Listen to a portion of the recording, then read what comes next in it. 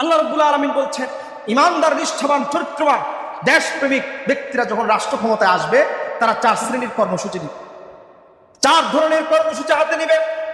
আল্লাহ তাআলা বলছেন, আল্লাযীনা ইম্মাক্কান্নাহুম ফিল আরদি আকামুস সালাতা ওয়া আতাউজ যাকাতা ওয়া আমারু বিল মা'রুফি ওয়া নাহাউ আনিল মুনকার।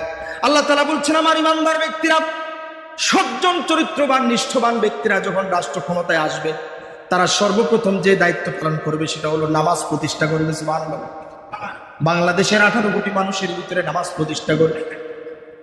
টেকনাফ থেকে তেতুলিয়া, সুন্দরবন থেকে বান্দরবন পর্যন্ত সর্বত্র নামাজের ঢঙ্কা বেজে যাবে। মুসলমানেরা দলে দলে মসজিদে ঢুকবে। সুবহানাল্লাহ বলেন। ওয়া আকামুস সালাত। আর দ্বিতীয় নাম্বার যে কর্মসূচি গ্রহণ করবেন, সুদকে কবর রচনা করে যাকাত ভিত্তিক অর্থ ব্যবস্থা চালু করবেন। বিভিন্ন মুসলিম রাষ্ট্রগুলা থেকে, ধনাঢ্য রাষ্ট্রগুলা থেকে যাকাত বাংলাদেশে আসবে, এনে সুষম বন্টন করবেন।